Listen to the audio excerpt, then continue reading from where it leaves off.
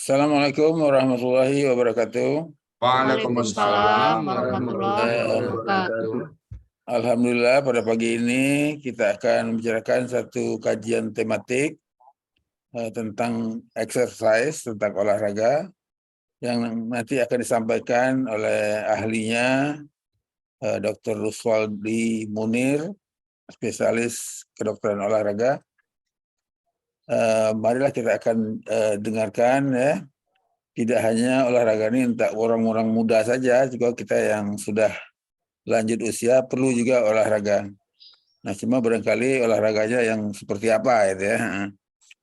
Saya persilakan Dr. Ruswaldi untuk menjelaskan barangkali yang pertama kurikulum vitae dulu secara singkat, kemudian baru masuk ke inti dengan PowerPoint. Silakan Dr. Ruswaldi Munir.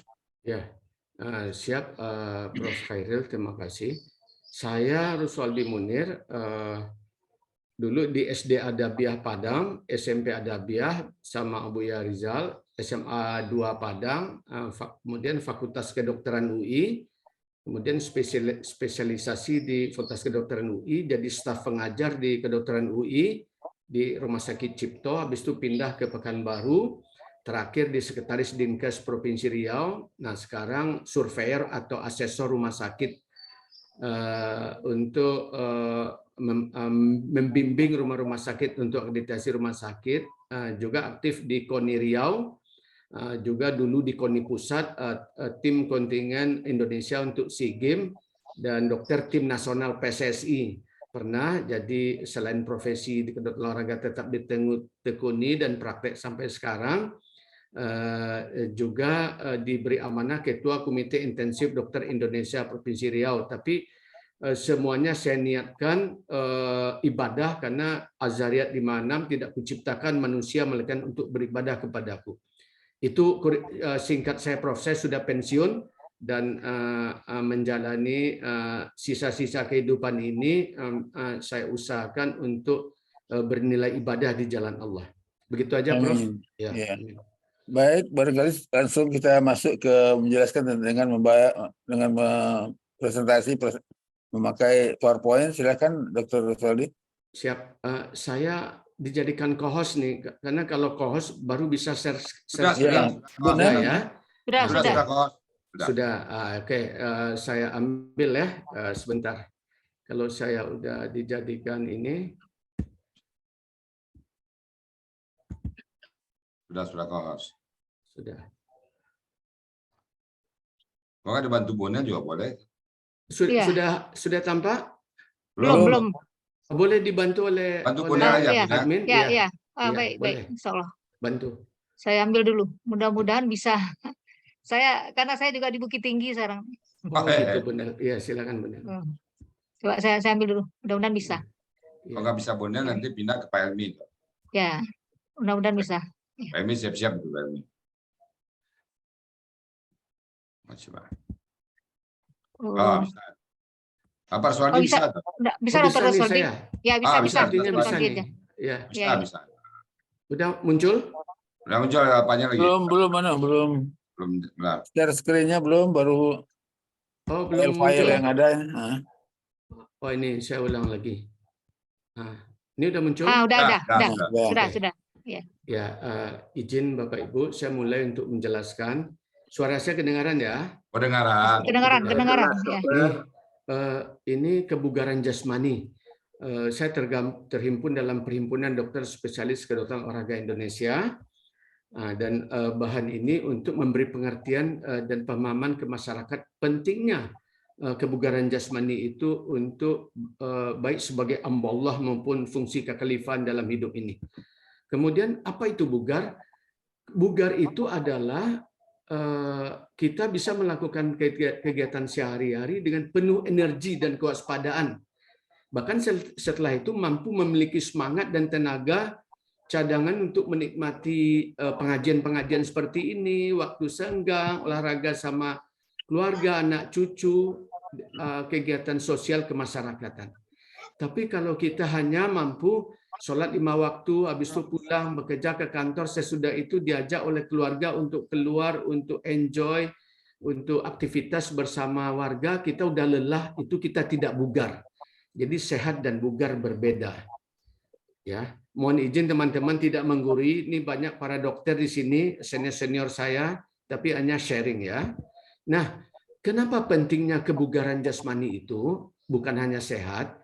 Lihat, ada suatu penelitian, orang yang low cardiorespiratory fitness atau rendah kebugaran jantung dan parunya, itu angka kematiannya, persentasenya sangat tinggi, sangat signifikan. Lihat, laki-laki yang kuning, wanita yang ini orange, apa ini, kuning jahe ini, ya. Nah, urutan kedua oleh penderita hipertensi, itu angka kematian tinggi.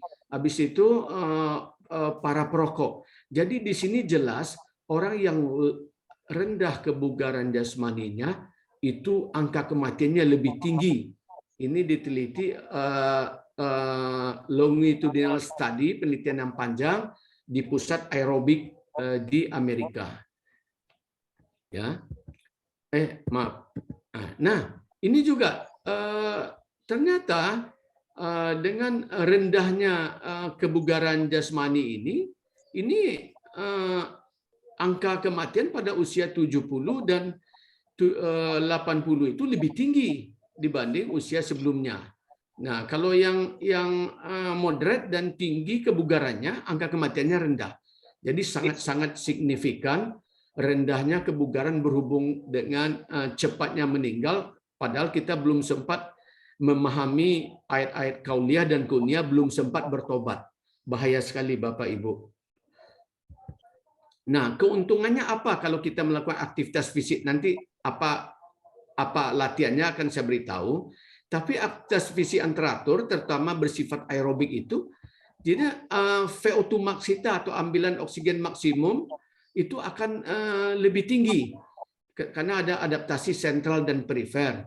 Kemudian kebutuhan oksigen pada jantung kita akan optimal dia. Kemudian denyut jantung kita menurun, tekanan darah menurun, sehingga jantung itu tidak bekerja dengan lelah. Kemudian kita tidak mudah capek, penat, atau nyeri pada otot karena akumulasi asam laktat akan ditingkatkan ambangnya. Kemudian ambang ketika kita melakukan aktivitas itu ambang terhadap nyeri dada karena sumbatan pada pembuluh jantung akan berkurang. Jadi mencegah terjadinya angina pectoris. Nah, jadi tekanan darah waktu istirahat dan latihan juga menurun. Bayangkan Bapak Ibu, ini udah penelitian yang bermakna. HDL kolesterol kita meningkat. HDL kolesterol ini adalah kolesterol yang baik.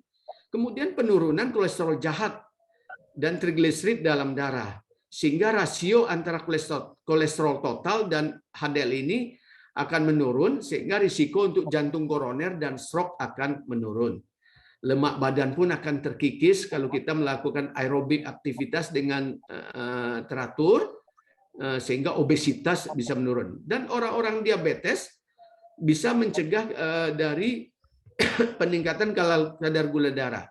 Karena sensitivitas insulin terhadap dinding sel meningkat, kemudian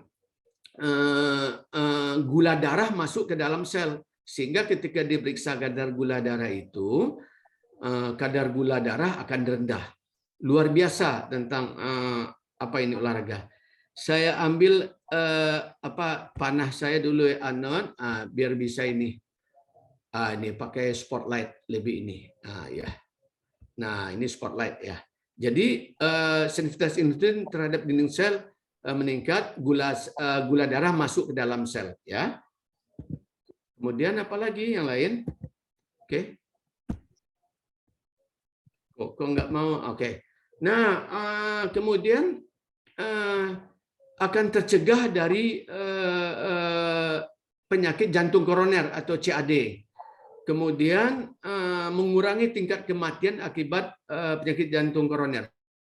Bapak Ibu, telah dibuktikan di suatu center di harapan kita yang diperiksa oleh dokter jantung dan dokter olahraga, ketika orang melakukan rehabilitasi sesudah serangan jantung itu atau sebelumnya, maka terjadi vasodilatasi perifer. Jadi artinya terbentuk cabang-cabang baru di jantung, sehingga ketika terjadi sumbatan, cabang baru ini telah berfungsi untuk mengalirkan darah ke jantung. Itu pencegahan sekundernya. Keuntungan lain apa? Berkurang ansietas dan depresi.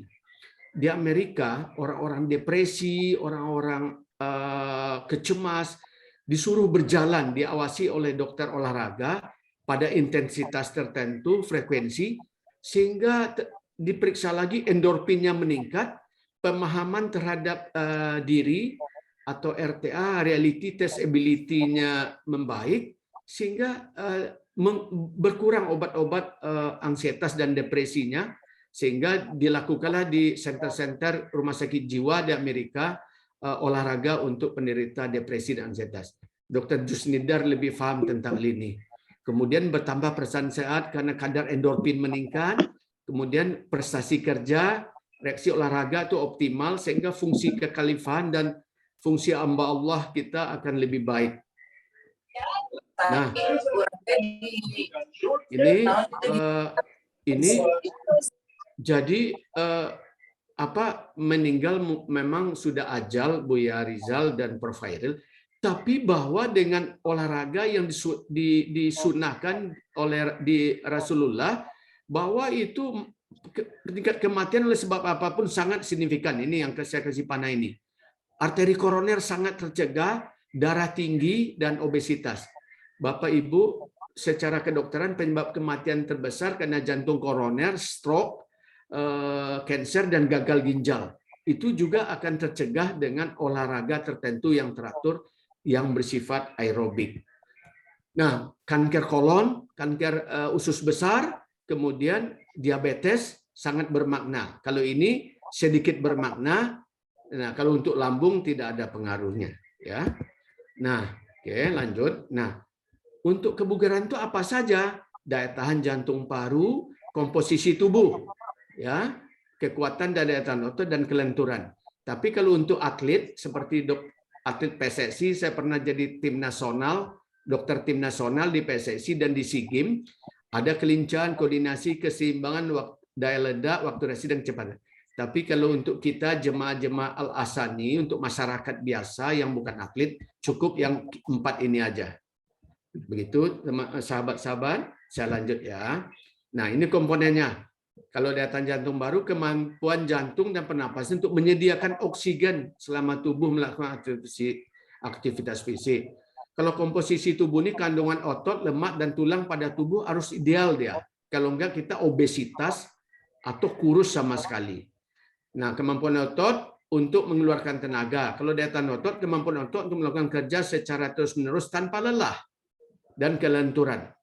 Saya ingat ketika menunaikan ibadah haji dan umroh, kenapa orang-orang Turki, wanita Turki ke Gua Hira itu lincah tanpa lelah dia ke Gua Hira. Ternyata setelah saya mengobrol dengan sahabat-sahabat dari Turki, mereka biasa berjalan kaki di negaranya. Sementara orang kita manja, naik outlet, angkot, sepeda motor, naik Alphard, Fortuner, atau apapun.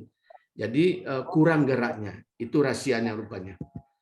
Nah, daya tahan jantung paru yang optimal ini, sehingga kita tidak mudah lelah dan pegal, metabolisme efisien, dan koordinasi waspada kita optimal.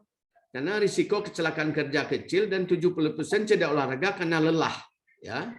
Nah, kualitas mental kita optimal karena endorfin tadi, dan ketika melakukan kerja kita, sahabat-sahabat di Al-Asani melakukan aktivitasnya sesuai profesinya, tidak akan lelah dia. Waktu istirahatnya lebih singkat. Kemudian risiko penyakit degeneratif, yaitu penyakit jantung, akan kecil, begitu juga penyakit diabetes dan obesitas. Kemudian ini, kekuatan daya tahan otot, melakukan aktivitas berat, beban berat tanpa lelah. Ini, walaupun dia bekerja siaran, dia tidak lelah karena dia bugar. Kinerja gerak optimal dan bertahan lama, otot terbentuk. Akan terbentuk otot-otot di lengan atas, kemudian di paha dan di perutnya. Nah, kemudian dia terus-menerus dia tahan terhadap beban apapun. Kemudian fleksibilitas, dia lentur. Nah, dia gerakan orang seperti ini. Kalau dia tidak bugar, dia akan sakit pinggang nih. Nah, tapi karena kita biasa melakukan aktivitas, karena kelenturan kita akan bertambah. Tubuh ini lebih fleksibel. Nah, gerakan sholat adalah gerakan yang sangat bagus untuk meningkatkan fleksibilitas serta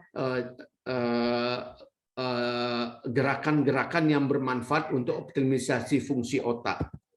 Nah, lincah. Jadi ketika anak-anak ini berlari lagi ke belakang, ibu ini cepat berbalik untuk mengejar anaknya tanpa ibu ini merasa keseleo atau kesakitan.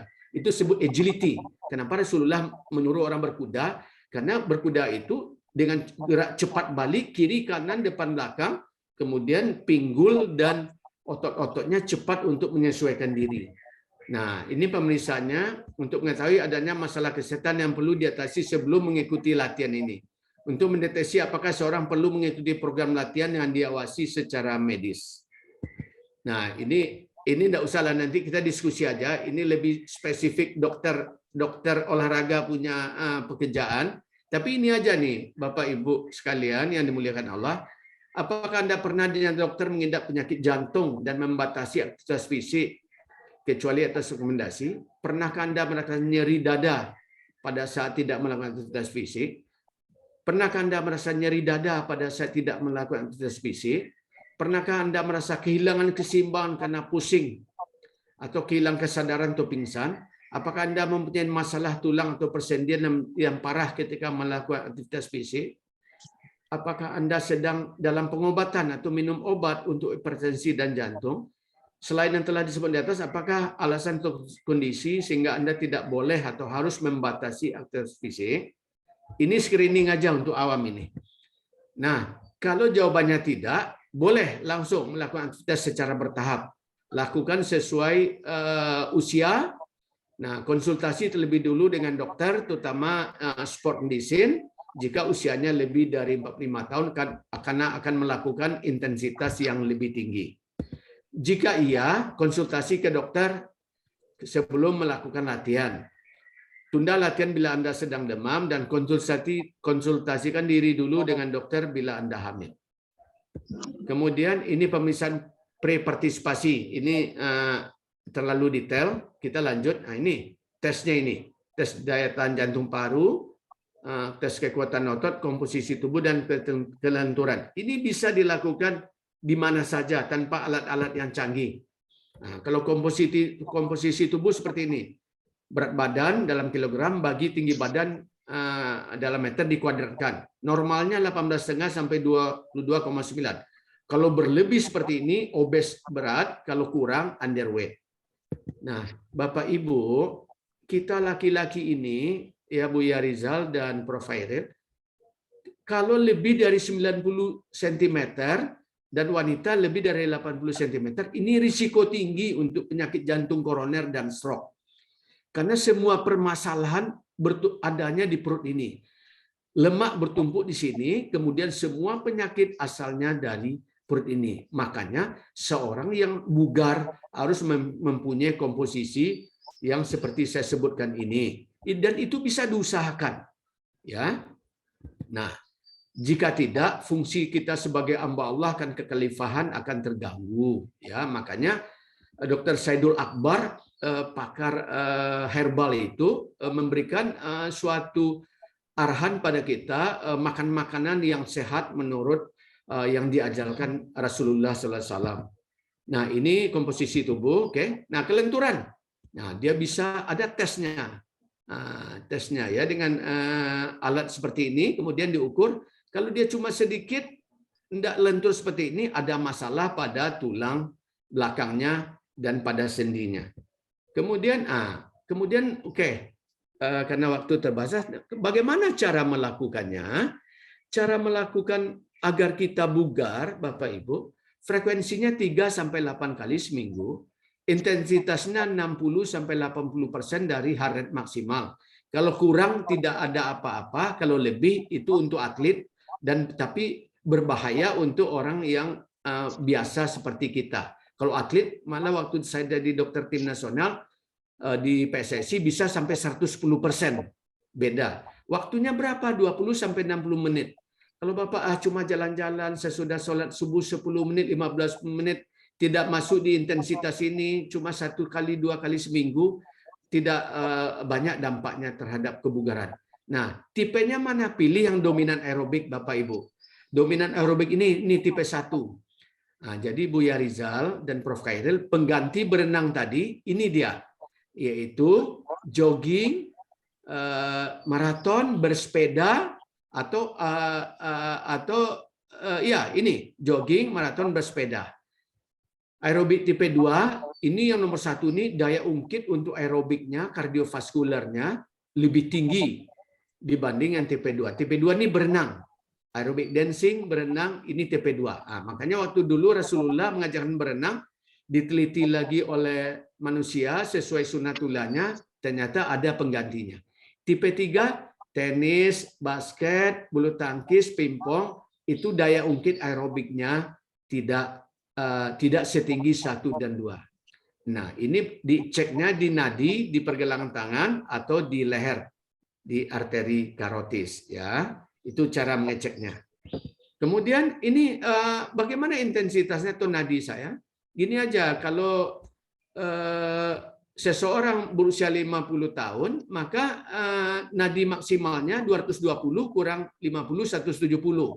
Kenapa 220? Ini denyut jantung janin di dalam perut ibu. Nah, tapi kurang usianya nih. Tapi ada Karvonen formula. Ini resting heart rate tambah maksimal heart rate kurang resting heart rate kali 50 sampai 85%. Resting heart rate ini ketika kita bangun tidur Bapak Ibu, sebelum kita bersuci, berjalan, itu berapa nadi kita. Itu resting. Kemudian cara menentukannya intensitas dengan tes laboratori, ergo cycle, treadmill, dan direct measurement. Ini measurement di Jerman waktu saya melakukan comparative study ke Jerman, itu diukur dengan treadmill tapi dihubungkan dengan ECG di jantungnya, dapat intensitasnya. Nah, ini pemeriksaan asam laktat untuk ininya. Nah, ini lebih canggih lagi, berapa oksigen yang masuk, berapa CO2 keluar, dapat intensitasnya. Nah, ini untuk atlet Bapak Ibu, tapi kalau untuk kita yang sedentary people, orang biasa yang bukan atlet, cukup dengan cara maksimal heart rate kurang usia tadi. Nah, ini para guru besar ke Jerman, comparative study, ini semuanya bidangnya sport medicine, saya mewakili FKUI waktu itu. Nah, ini asam laktat untuk atlet, karena agar dia berprestasi, latihannya harus di bawah anaerobic threshold ini. Bagaimana cara memeriksa anaerobic threshold? Diambil darah dari telinga, diperiksa dengan suatu alat untuk memeriksa kadar asam laktat. Nah, demikian saja Bapak Ibu sharing saya. Kalau ada salah dan kurang, mohon maaf. Tapi kita boleh berdiskusi sedapat mungkin apa yang saya ketahui, saya akan share dan berinteraksi. Demikian Prof. Khairil. Bila taufiq hidayah, Assalamualaikum warahmatullahi wabarakatuh. Waalaikumsalam warahmatullahi wabarakatuh. Baik, terima kasih Dr. Ruswaldi. Jadi alhamdulillah kita mendapatkan pencerahan yang banyak di sini. Jadi kita ini kebanyakan sudah lansia. Ada yang sakit, ada yang sehat. Kemudian kalau sehat harus bugar. Barangkali itu pesan dari Dr. Ruswaldi.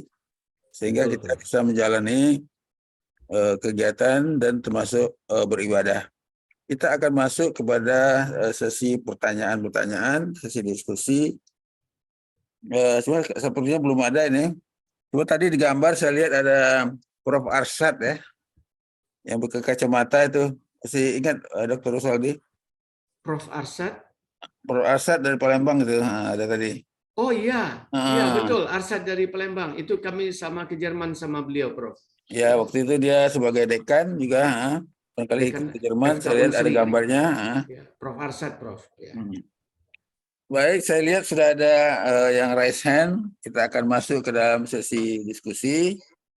Barangkali yang pertama, mana Buya Rizal belum silakan, Prof. Ya. Silakan Buya Rizal. Oke, silakan Prof. Oke. Baik Bapak Ibu semuanya, pertama saya ucapkan selamat dulu Pak Dr. Ruswadi yang sudah puluhan tahun nggak jumpa sama beliau, walaupun jumpa di sini di Zoom tapi memadai ya. Kemudian tadi silaturahim terjalin kembali. Masa indah kami ada dulu, satu. Yang kedua, saya lihat tadi Pak Dr. Ruswadi selalu mengaitkan dengan agama, Prof. Itu yang terbesar. Selalu agama. Memang kemanapun kita, apakah kita bidang olahraga, apa itu bidang ahli matematik kita, apakah ahli sastra, apakah ahli biologi dan sebagainya, pasti akan berujung dengan agama. Karena semuanya itu cabang-cabang. Saya sangat terkesima dengan uraiannya Pak Dr. Ruswadi. Wa ma khalaqtul jinna wal insan illa liya'budun ya. Ayat Az-Zariyat 56 itu memang itulah semua pegang kita. Nah, saya kenalkan juga Pak Dr. Ruswadi bahwa kita di Al-Sani ini kita hanya membahas Al-Quran dan hadis saja. Kita tidak membahas yang lain-lain. Jadi bagaimana sebuah ayat kayak dalam Bapak Dr. baca tadi, wa ma khalaqtu. Yang kan nanti. Dan kita juga nanti mengajak Pak Dr. Ruswadi ya jalan di sini bagaimana apa yang dibahas Al-Quran di sini. Dan setiap Sabtu pagi kita membahas tematik. Nah, ada Dr. Ruswadi kemarin, ada Dr. Ruswadi. Mungkin sekarang masalah kebugaran. Besok mungkin ada masalah lagi Pak Dr. Ruswadi yang bawa ke sini masalah jantungnya gimana. Nah, saya hanya bertanya Pak Prof. Dr. Ruswadi, saya kan kira-kira kegiatan sehari-hari saya kan mengajar dari jam 5.30 sampai jam 10 malam. Nah, ada selang waktu kurang lebih setengah jam. Saya misalnya 5.30 jam 7. Jam 7 sampai jam setengah 8 saya ada istirahat sebentar. Jam 8 sampai 10 ngajar lagi. Ada istirahat 4 jam. Kemudian sampai jam 12 ngajar lagi. Ada istirahat sebentar. Jam 1 ngajar lagi sampai jam 3. Sampai nanti malam. Nah, kira-kira gerakan atau olahraga apa yang cocok usia saya seperti itu dan kegiatan seperti itu. Kira-kira apa yang bisa saya lakukan tuh Pak Dr. Ruswadi? Ya. Baik, silakan dokter. Ya, Buya Rizal. Makanya itu benar ya. Makanya saya bilang kalau basic kita, akar kita tidak kuciptakan jin dan manusia melainkan untuk beribadah, jadi apapun yang kita kerjakan nuansanya ke sana. Nah, kalau Buya Rizal ini difungsi sebagai hamba Allahnya, artinya beliau banyak berdakwah itu kan memang sangat-sangat dianjurkan oleh Allah dan dicontohkan Rasulullah. Jadi ketika 30 menit itu jam 7 sampai 7.30 tuh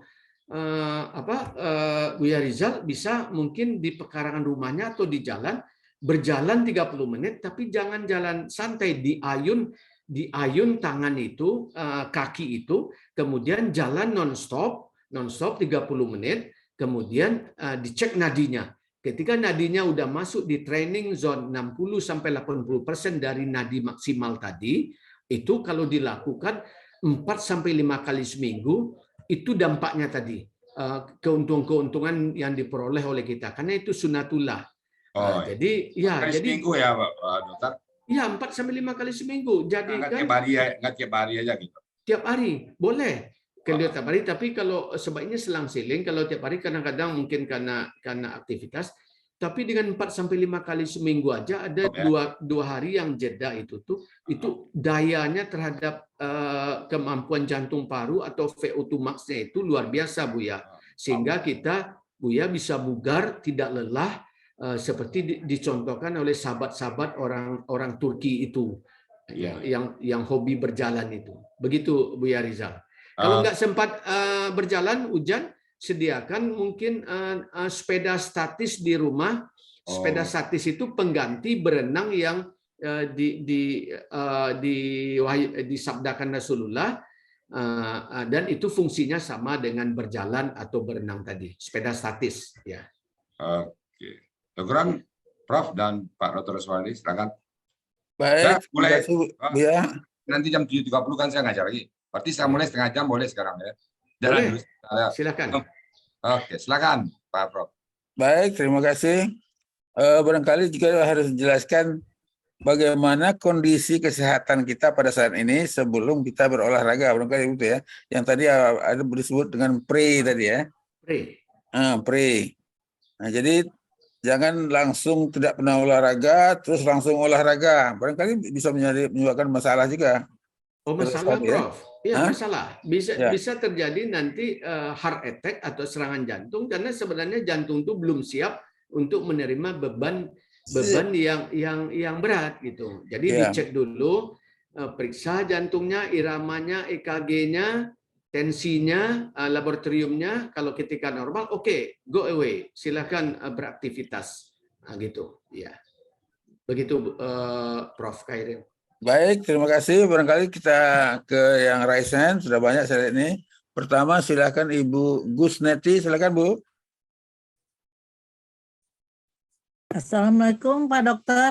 Waalaikumsalam warahmatullahi wabarakatuh, Bu Gusneti. Kebetulan saya ini sudah umur 72 tahun, mempunyai penyakit osteoartritis dan LBP.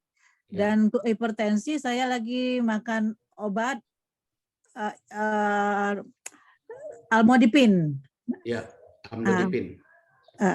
Apa sebenarnya yang harus saya lakukan gerakan supaya untuk mengurangi rasa sakit yang saya rasakan, sebanyak sakitnya di lutut sebelah kiri dan pinggang gitu. Ya, itu aja Bu. Ya, sementara itu dulu. Terima kasih atas arahan dokter tadi. Mudah-mudahan dengan saya dikasih apa yang harus saya lakukan, semoga itu teratasin. Untuk sholat saya dianjurkan sama dokter duduk. Jadi gini, yang lutut tadi kan. Ya, silakan Dokter Ruswaldi. Bu Gusneti, saya coba untuk menjawab. Yang pertama Bu, saya sudah sampaikan luar biasa perintah Allah kepada Rasulullah SAW tentang gerakan-gerakan sholat. Gerakan sholat itu luar biasa menyembuhkan berbagai macam penyakit sendi dan kekakuan fleksibilitas, kekakuan sendi.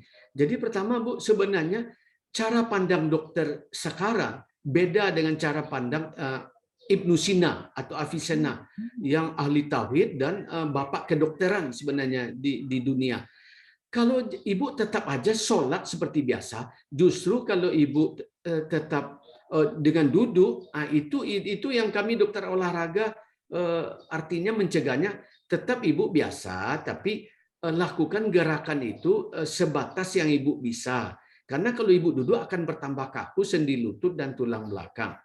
Nah, kalau untuk tulang belakang ada low back pain atau LBP, olahraga terbaiknya adalah berenang. Berenang itu Bu Gusneti akan melakukan reposisi pada tulang belakang, pinggul dan lutut yang luar biasa. Kenapa ada sabda Rasul, sunnah Rasul, hadis, ajarilah anak-anakmu berenang. Selain untuk kebugaran, untuk memperbaiki komposisi tulang belakang dan sendi. Tapi tentunya ibu harus dibuktikan dengan MRI dulu pada tulang belakang dan lutut. Nah, kalau lutut dengan gerakan-gerakan sholat, itu akan terjadi namanya reposisi, perbaikan pada sendi-sendi atau meniskus yang akan mengurangi gejala sakit. Selainnya tentu dengan obat-obatan. Kalau cara pandang kedokteran Barat, ya, karena saya kan pernah comparative study ke negara Barat sana, mereka dengan akal saja. Padahal yang sebenarnya ini adalah lakukan apa yang dicontohkan Rasulullah dan dianjurkan oleh bapak kedokteran Islam itu Ibnu Sina. Yaitu jadi kemudian kedua, kurangi berat badan ibu karena berat badan akan membebani lutut dan tulang belakang. Nah, itu ininya Bu. Jadi lakukan olahraga berenang untuk osteoartritis dan LBP itu, low back pain. Demikian Bu Gusneti. Kalau untuk renang saya nggak bisa Dok. Nah, tapi kalau untuk berat badan saya sudah turun sekitaran 9 kilo lebih. Tadinya dari 66,6 sekarang sudah menjadi 57.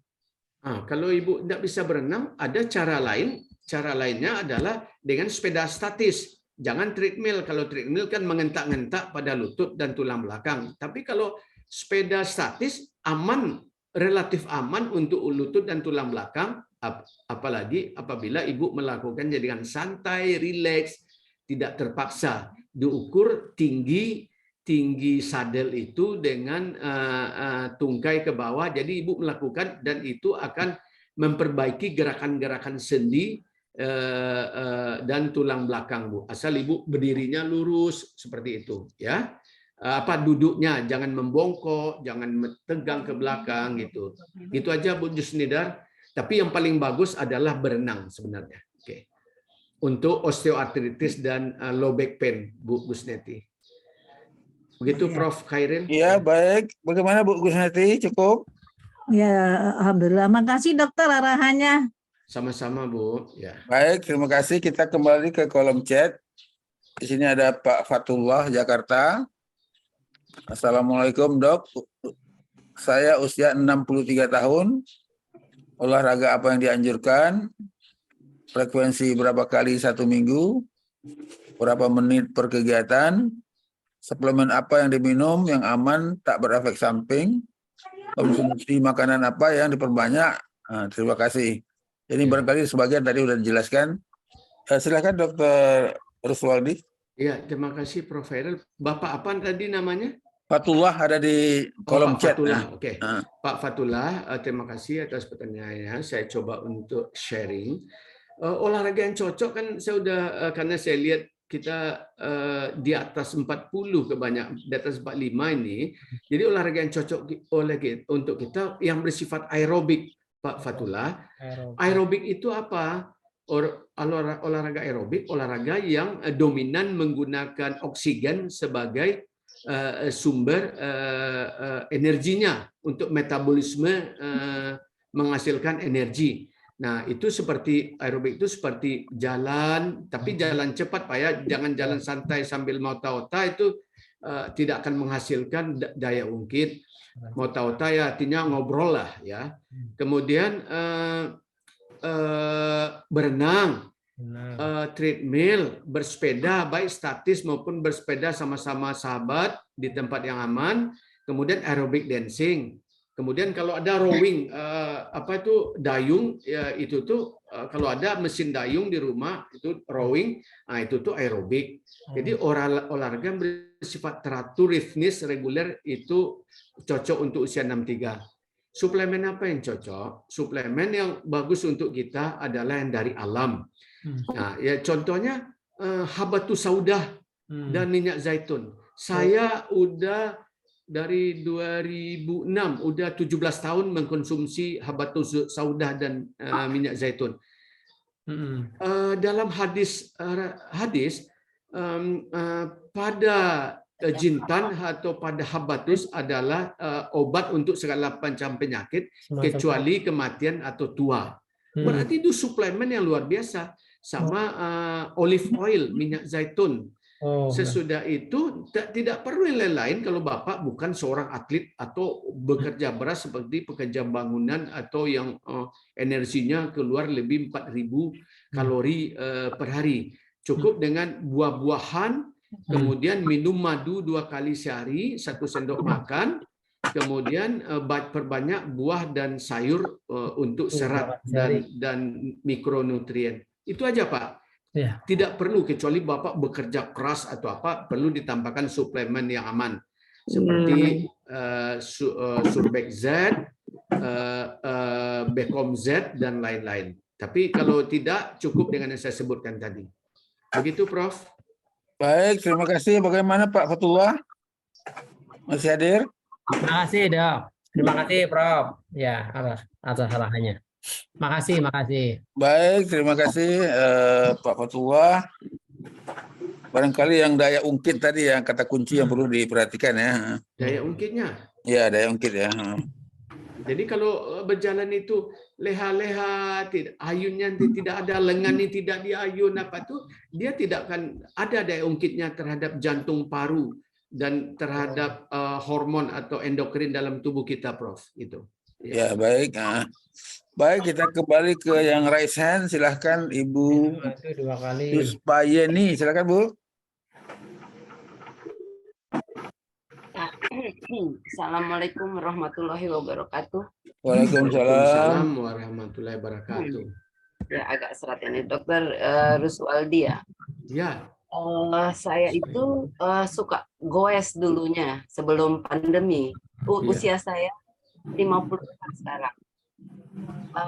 Sebelum pandemi saya suka goes, tapi waktu pandemi kan kita semua terkurung di rumah, jadi ya saya nggak ngapa-ngapain. Saya bisa yoga, tapi saya agak malas melakukannya. Kalau saya pegel atau apa, tubuh nggak nyaman, baru saya yoga. Kalau enggak, saya tidak ngapa-ngapain ngerjain yang. Nah, jadi saya punya saraf kejepit. Jadi setelah pandemi itu kan nggak ngapa-ngapain. Sebelumnya saya suka goes dan renang. Nah, jadi karena kolam renang juga tutup, goes nggak bisa juga gitu kan. Jadi tubuh saya saya pernah jatuh terduduk tahun 2013. Jadi pada saat pandemi karena tidak ngapa-ngapain tadi kayaknya efeknya ke tubuh, jadi saya kayak ada saraf kejepit di lumbal 5 di kanan, di pinggang kanan ya. Nah, jadi akhirnya saya ke dokter. Kata dokter saya kena HNP yang di lumbal 5 itu. Saya harus pakai korset ya. Saya memang punya korsetnya. Jadi memang 1 tahun setelah jatuh waktu itu mati separuh tubuh saya, setengah dari pinggang ke bawah itu benar-benar mati. Tapi tidak lama saya bawa ke patah tulang, jadi dipijat 1 jam saya udah bisa jalan lagi dan nggak apa-apa. Tapi 1 tahun kemudian ada efek, dan sekarang maksudnya di tahun ini udah belasan tahun yang lalu itu 10 tahun yang lalu berarti ya, itu efeknya pada saat saya tidak ngapa-ngapain, nggak goes, nggak renang, itu buruk ke tubuh. Nah, saya mohon sarannya dokter.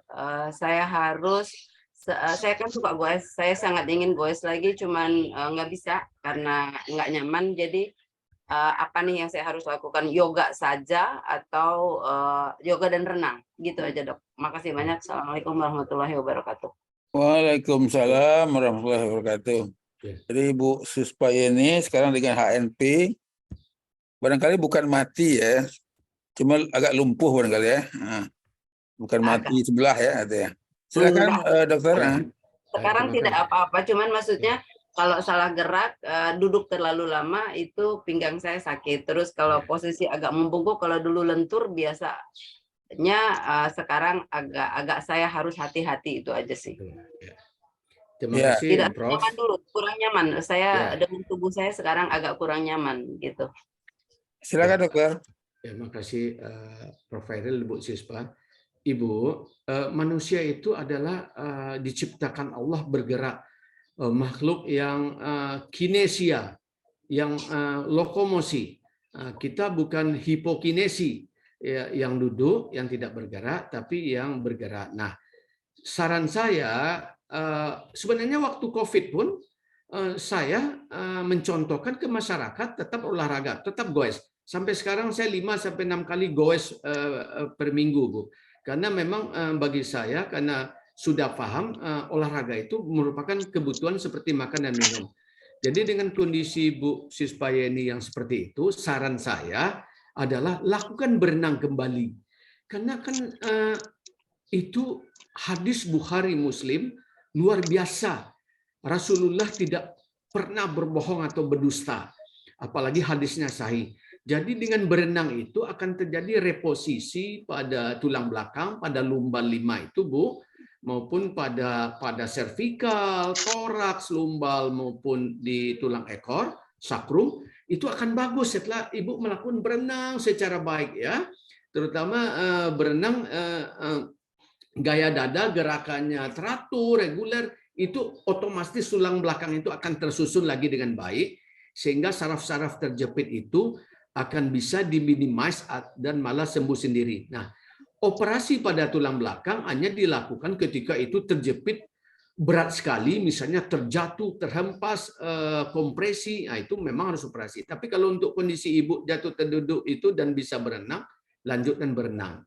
Yoga silakan untuk kalistenik ya, untuk kelenturan. Nah, tapi kalau Ibu ada kendala berenang, tidak masalah untuk LBP, HNP untuk melakukan goes yang statis gitu loh Bu. Artinya jangan sampai menghempas di tulang belakang menghentak-hentak.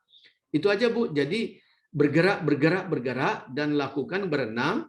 Kemudian sholat lakukan semaksimal Ibu bisa, jangan dipaksa. Lama-lama akan tulang itu akan beradaptasi.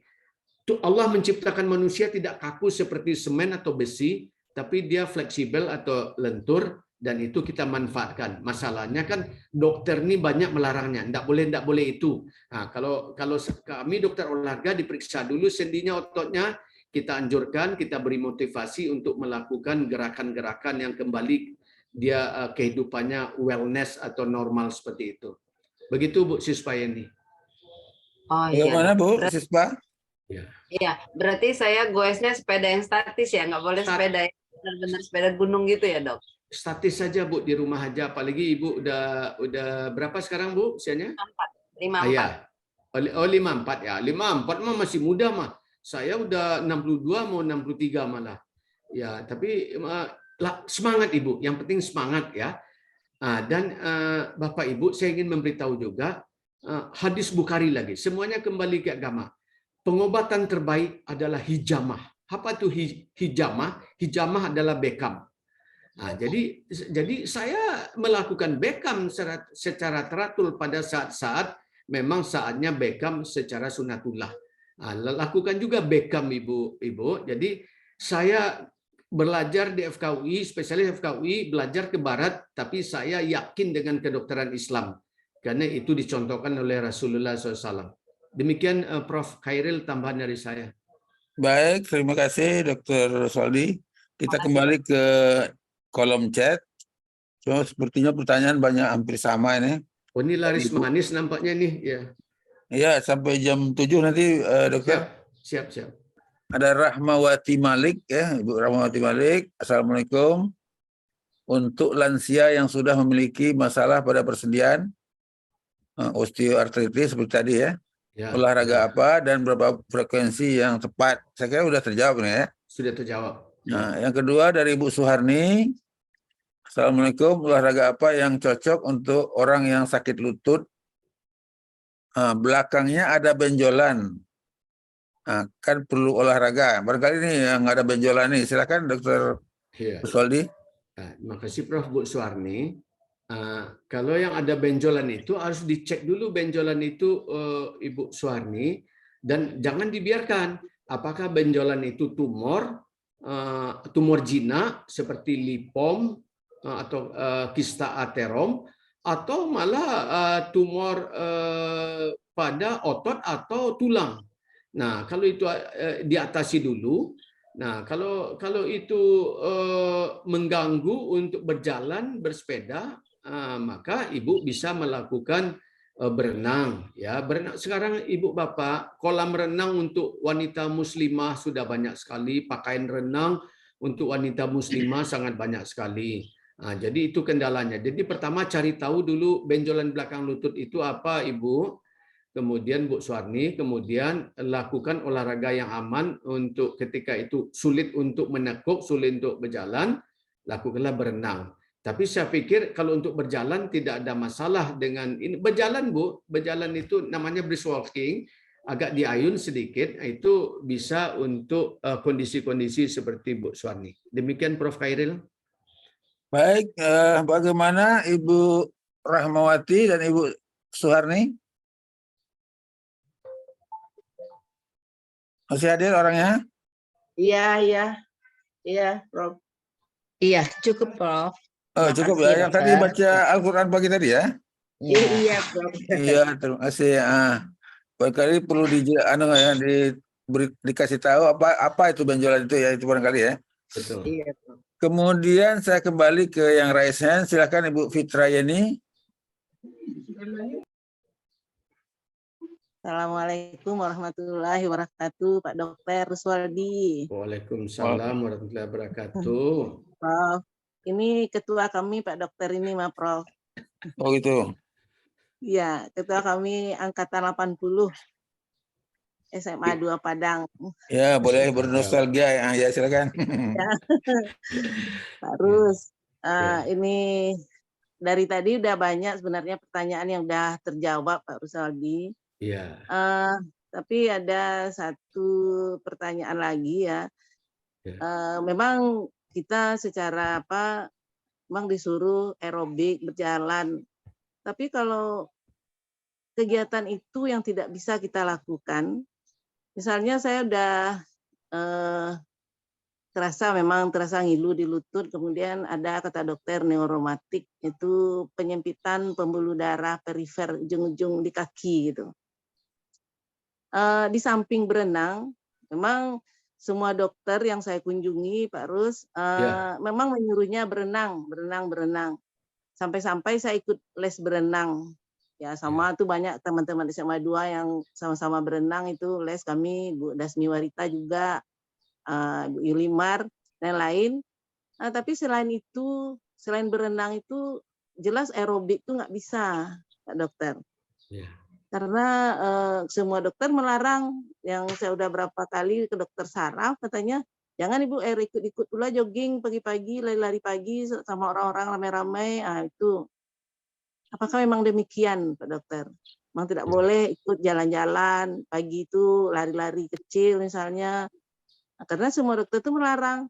Jadi selain berenang, kemudian memang kalau nggak bisa aerobik itu, tapi kalau sudah saya coba aerobik itu memang setelah itu sakit agak 2 hari 3 hari kaki itu, Dokter.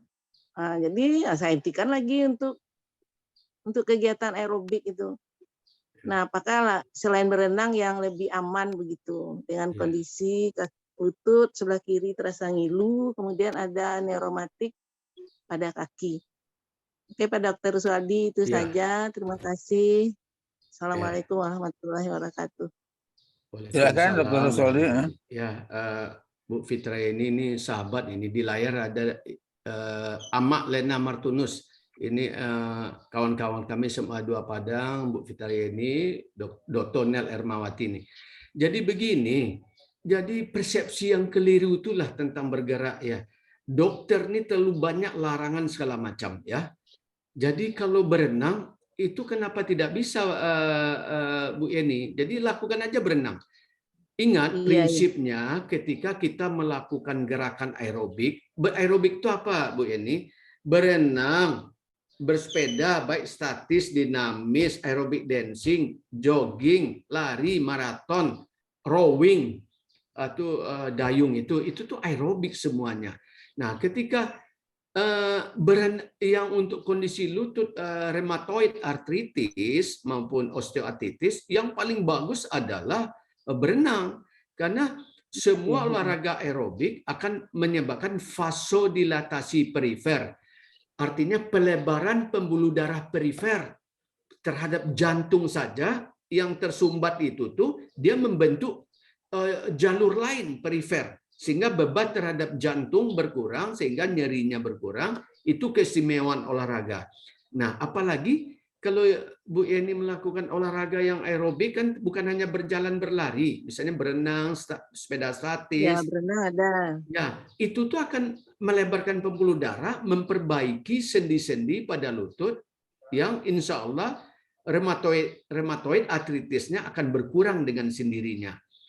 Karena sebenarnya ya kita mencegah mengkonsumsi obat-obatan untuk osteoartritis, rheumatoid arthritis dengan obat-obatan yang diberikan dokter penghilang rasa sakit, itu tidak akan menyembuhkan, itu hanya menghilangkan sakit pada waktu serangan datang. Jadi adanya dengan bergerak, perbaiki posisi reposisi dengan berenang, tulang belakang, lutut kiri, lutut kanan, pinggul, tumit, semuanya akan mengalami reposisi dengan baik. Jadi berenanglah. Istri saya lupus, berenang sekarang, ya SLA dia, udah candu juga berenang karena saya hobi juga olahraga. Oke, itu jawabannya Bu Yeni ya. Hampir sama Ya, untuk lutut semuanya. Sama-sama. Baik, terima kasih. Suplemennya tetap sama dengan yang tadi ya Pak Rus? Ya, suplemen itu sauda sama. Ya, Karena sih memang dikasih obat dokter. Minyak zaitun, jadi pada habatus sauda, jintan hitam adalah obat dari segala macam penyakit kecuali tua dan mati.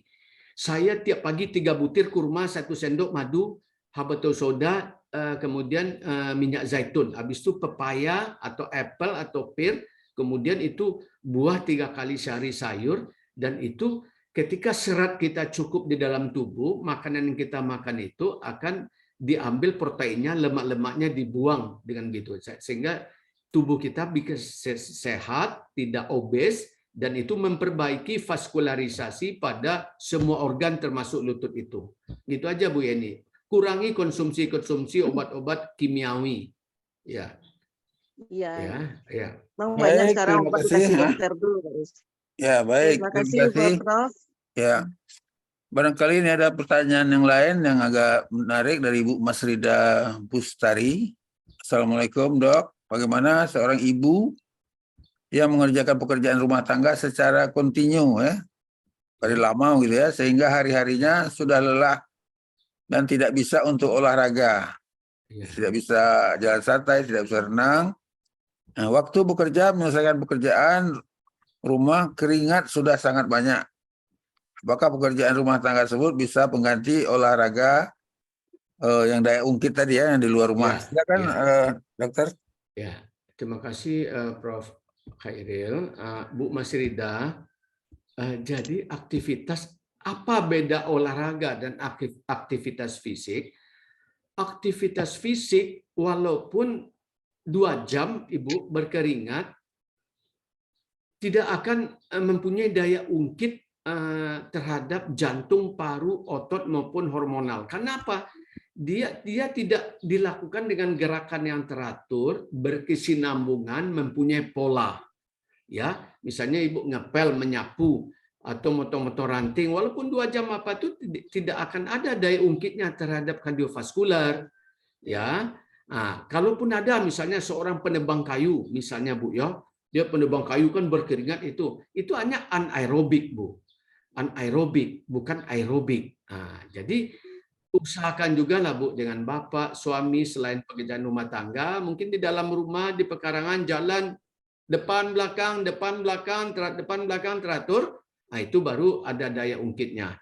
Jadi usahakan juga selain bekerja sehari, Ibu berjalan depan belakang, kiri kanan atau apa dalam rumah kalau hujan, itu ada daya ungkitnya Bu Mas Rida. Tapi kalau tanpa itu, cuma bekerja rumah tangga, mencuci, ngepel, setrika walaupun 3 jam, tidak ada daya ungkitnya sangat kecil terhadap kapasitas jantung, paru, dan kebugaran kita.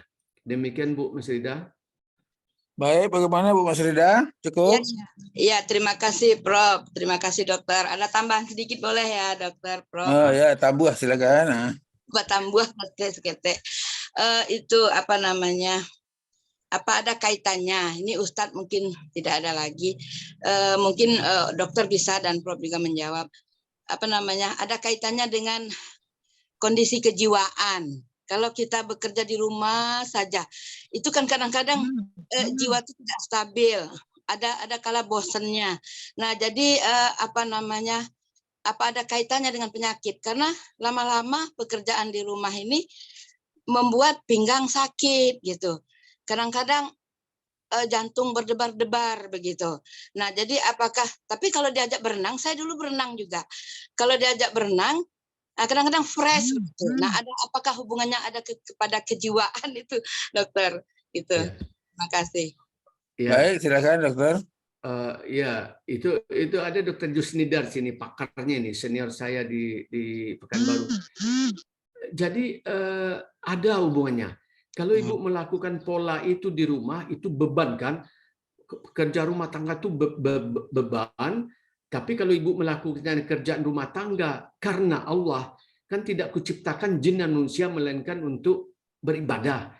Kerja mencuci, setrika, atau nyapu, atau menyiapkan makanan untuk suami, anak. Kalau Ibu lakukan dengan smile, senyum, endorfin keluar, kemudian rasa boring hilang, kemudian itu aspek kejiwaannya minimal. Tapi kalau dilakukan dengan terpaksa, apalagi suami ngasih uangnya kurang, pulang malam, punya wanita lain pula, tambah parah kejiwaannya. Jadi makanya perlu refreshing. Rasulullah aja suka bercanda dengan Siti Aisyah, berkejar-kejaran, berini sampai beliau tersenyum, akhirnya wahai Humairah segala macam. Jadi kan artinya rumah tangga Rasulullah itu yang dicontoh adalah artinya bukan hanya sibuk dengan keseriusan, tapi ada senyum, bercanda, berguraunya, yang bergurau yang sunatullah, yang wajar begitu, sehingga tidak menimbulkan kebosanan. Dan kadang-kadang beliau berlari-lari di luar rumah, memanah dengan Siti Aisyah dan segala macam. Itu perlu dilakukan di luar rumah, Bu, jangan di dalam rumah aja. Gitu aja, Prof. Ya, terima kasih. Berarti ada kesinambungan antara anggota keluarga lah begitu ya. Ada kesinambungan. Ya. Ya, makasih banyak. Baik, terima kasih Bu Basrida. Barangkali juga sekali-sekali reuni gitu ya. Kan Itu banyak dia. reuni ya. Reuni itu. Nah, ya. Atau Betul. pergi ke tempat Buya Rizal ya. Nah, Iya, pergi di reuni sana. Al-Hasani, reuni Nah, reuni Al-Hasani, Dok. Al-Hasani misalnya ya. Siap, siap. Baik, kemudian kita masih banyak yang raise hand, Dr. Ruswaldi, masih ada 4 ini. Nah, Siap. silakan Bu Zul. Assalamualaikum warahmatullahi wabarakatuh. Terima kasih Prof atas berikan waktu pada saya. Ini ada yang 2 pertanyaan buat saya dan suami saya nih Dok. 2 minggu lalu suami saya itu berhalusinasi sampai 3 kali dan sempat jatuh. Tapi jatuh tersungkur di tempat tidur. Kemudian saya bawa ke rumah sakit. Ternyata hasil semua dari dokter itu adalah pembekuan apa ya Dok di otak sudah lama katanya. Nah, kami suami saya rutin karena dia punya penyakit yang dia dalami adalah jantung, kedua adalah prostat, ketiga adalah paru-paru akibat dari merokok, keempat adalah mata karena mata sebelah kanan itu sudah dikasih tahu oleh dokter bahwa ada saraf yang agak lemah, gitu. Sehingga di bawah pengawasan dokter 3 bulan sekali. Nah, maka dikasih vitamin mata gitu, Retivit Plus. Nah, saya tidak tahu kalau semua dokter itu mengatakan itu sudah lama ada pembekuan di kepala, karena dari dokter jantung memberikan itu adalah obat pengencer darah, obat tensi, ya, kemudian obat jantung dan obat lambung gitu ya. Nah, ini terserang gitu. Nah, itu. Nah, setelah keluar dari rumah sakit itu kan masih rutin kalau kan. Nah, kemarin itu masih tangannya gemetar. Tangannya tuh suka gemetar, terus kakinya suka kram. Nah, itu yang dialami sekarang. Tapi kemarin saya mencoba untuk ke dokter saraf karena kita melalui BPJS. Terus belum ketemu lagi dengan dokter saraf karena penuh di rumah sakit Pelni. Nah, apa yang saya lakukan, Dok? Pertanyaan saya, apa yang saya lakukan sekarang? Kemarin saya pengen bekam beliau, tapi saya masih ragu-ragu membekam gitu. Karena kondisi seperti itu, apakah bisa saya membekam gitu? Karena saya juga bisa ada alat bekam. Apakah boleh saya melakukan bekam dalam kondisi seperti ini? Satu. Kedua, olahraga apa yang dilakukan? Dia tetap jalan. Karena biasanya sehari-hari itu dia adalah goes gitu ya. Pandemi itu goesnya ke Jalan Tamrin sampai ke Dambo Bonjol agak jauh lah gitu. Tapi setelah pandemi itu tidak. Nah, sebenarnya hanya sekitar daerah rumah aja. Tapi itu masih terserang gitu. Nah, apakah olahraga sekarang ini dalam kondisi sekarang ini yang bisa dilakukan untuk menghilangi gemetar di tangan itu? Terus kemudian jalan masih agak oleng dan kaki agak berat. Dia bilang terus kemarin tuh saya lihat agak membengkak gitu di kakinya itu. Itu ya itu yang untuk suami saya. Udah nah, untuk saya nih Dok sekalian karena waktunya. Kedua saya itu ringkas Bu ya. Ya, saya itu punya kena pengapuran di lutut dan itu memang saya lakukan apa kata dokter, saya berenang, saya yoga gitu kan. Nah, saya tuh dari ini hasil MRI itu ada level 4 di kaki kanan, level 3 di kaki kiri. Nah, itu masih bisa saya sholat masih biasa. Alhamdulillah, karena mungkin saya nggak tahu karena semua melakukan itu kali. Tapi yang saya rasakan sekarang ini adalah sejak saya ini banyak duduk di Al-Hasani ini pangkal paha saya kebas. Terus pinggang saya sebelah kanan itu panas gitu seperti itu. Nah, kemudian kaki saya di bawah lutut itu jadi tulang kering itu kalau buat melangkah itu sekarang tuh sakit gitu Dok. Nah, apa yang harus saya lakukan dan juga apakah memang sudah berenang itu dan yoga itu sudah cukup untuk melakukan itu aja Dok. Terima kasih Dok. Assalamualaikum warahmatullahi wabarakatuh. Waalaikumsalam. Silakan Dokter Rus. Ya, makasih Bu Zul. Jadi ringkas saja untuk suaminya. Pastikan perdarahan gumpalan di kepala itu dengan pemeriksaan CT scan akan ketahuan apakah itu perdarahan hematom subdural atau epidural, karena itu akan mempengaruhi gemetaran atau sesuatu yang tidak stabil pada tangannya itu. Kemudian apa yang dilakukan suami? Tetap berolahraga. Kalau dia jalan atau goes tetap, tapi karena dia ada bekuan di kepalanya, saran saya kalau goes berbahaya karena dia bisa aja tidak stabil, tapi lakukan berjalan aja dengan ibu atau teman-temannya itu lebih aman karena akan memperbaiki kondisi jantung dan parunya dan aliran darah ke seluruh organ. Untuk ibu, lakukan olahraga yang saya anjurkan tadi, lanjutkan berenang itu. Kemudian, apakah Beckham berbahaya? Tidak, Beckham tidak bahaya. Apakah pengobatan terbaik? Jawabnya di hadis itu adalah al-hijamah atau Beckham. Itu tuh sangat bagus sekali secara kedokteran Islam. Lakukan hal itu dan tetaplah berolahraga, terutama yang aerobik tadi itu. Makasih. Begitu Prof, masih banyak yang resen ini. Ya, terima kasih Dok. Sama-sama. Ya. Baik, terima kasih. Masih banyak yang resen dan masih banyak juga yang di kolom chat, Dr. Ruswaldi. Saya masuk ke yang dari Pak Sanikum. Assalamualaikum, Dok. Bagaimana cara menurunkan trigliserid dan kolesterol tinggi yang efektif karena sudah dicoba dengan obat-obatan tapi turunnya lambat. Kadang disertai nyeri dada ya.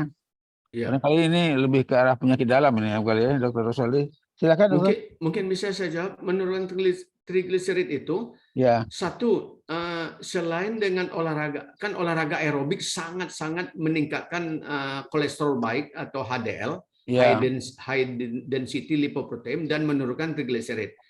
Tapi walaupun olahraga aerobiknya bagus, tapi kalau konsumsinya santan masih berlebihan, minyak-minyak yang terutama minyak yang warnanya sudah hitam berlebihan, kemudian jeroan masih banyak, itu tidak akan turun trigliserid. Jadi saran saya, kurangi konsumsi yang menghasilkan lemak banyak seperti jeroan, santan, minyak, perbanyak konsumsi buah dan sayur, karena serat itu akan lemak yang dibutuhkan diserap tubuh yang tidak akan keluar berupa kotoran, dan olahraga yang teratur, itu akan menurunkan trigliserid. Begitu, Prof.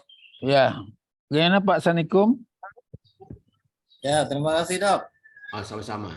Baik. Prof, interupsi Pak Prof. Ya. Biar lebih efektif, saya pikir mungkin yang bertanya ini digabung aja mungkin 2-3 pertanyaan langsung sekaligus dijawab oleh Pak Dokter. Gimana Pak Prof? Bagusnya memang begitu. Cuma ada hal-hal yang khusus di pertanyaan yang ada yang berbeda. Kayak tadi ada yang benjol misalnya kan itu agak lain. Maksud saya digabung sekaligus 3 orang bertanya, nanti kan Prof bisa jawab, Bapak dokter bisa jawab itu. Mungkin mudah-mudahan dari yang 3 itu ada pertanyaan yang sama kan, jadi nggak ngulang. Ini dari tadi udah resen nih Prof, Dr. Nel, Amak Lena Martunus, dan Ibu Reni, dan Pak Rafis. Mungkin bisa digabung aja gitu, Prof. Ya. Saya biasanya memuaskan tiap orang. Saya tidak mau. Iya. Buatkan terus, Prof. Nah, penyakitnya kan bisa beda-beda, umur beda, jenis kelamin beda. Tidak bisa digabung-gabung kalau penyakit, saya kira. Lanjut, Prof. Para Blis dan teman-teman. Pak Prof itu. Oke. Terus Wadi agak sabar sedikit, Prof. Para Blis dan teman-teman. Biarkan Prof kita yang mengatur acara. Nah, saya mengusul aja kok. Jadi kalau memang itu otoritasnya Pak Profesor Mawar, silakan. Ya, baik, terima kasih. Sejauh Dr. Ruswaldi masih siap dan waktunya masih ada. Cuma ini sudah dekat jam 7, Bu ya. Gimana, Bu ya? Enggak apa-apa. Gimana Dr. Ruswaldi, kita lanjut? Siap, lanjut Prof. Saya siap lanjut, aja. Ya. Yang penting Dr. Ruswaldinya ada waktu gitu. Ya, ada waktu Bu ya Rizal. Oke. Alhamdulillah. Saya bapak-bapak nanti yang kalau Prof, kalau dipotong-potong nanti WA ke saya, ke saya. Pak Ustadz, kok saya nggak dilayani? Nah, gitu ya.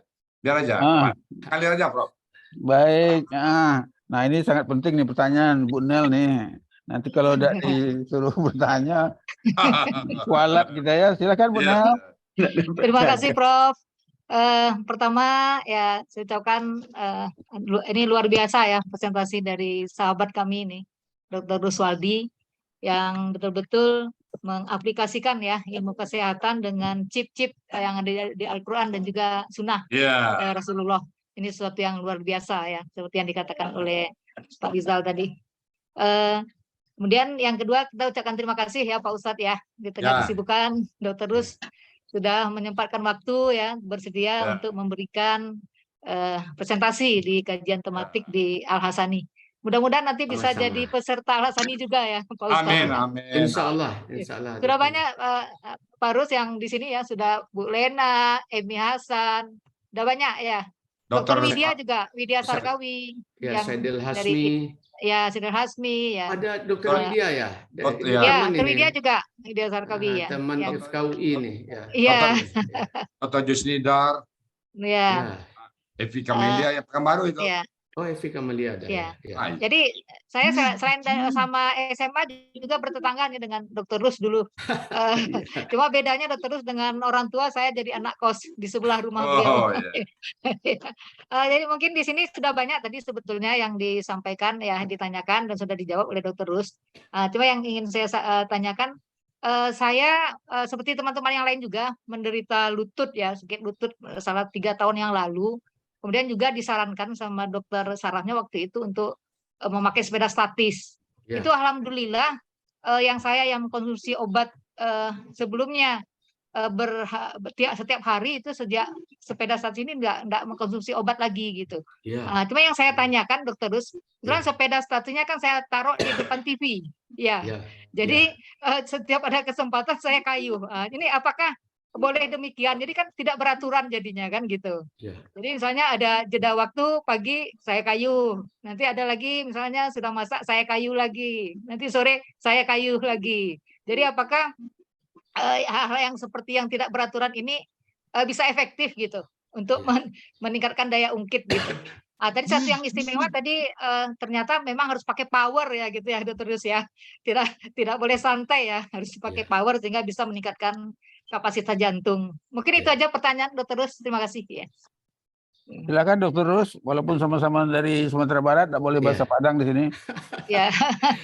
Terima kasih Prof. Kita bahasa Indonesia. Dr. Nel, jadi alhamdulillah benar ya, terbukti ya bahwa aerobik alhamdulillah bisa menghentikan obat malah, menghentikan obat. Karena apa? Dengan aerobik itu lemak akan turun. Ketika lemak turun, beban pada tulang belakang dan lutut akan berkurang. Kemudian fleksibilitas sendi lutut karena sering digunakan itu akan bagus, sehingga cairan-cairan sinovial dan kartilagonya akan pulih atau recovery dengan sendiri.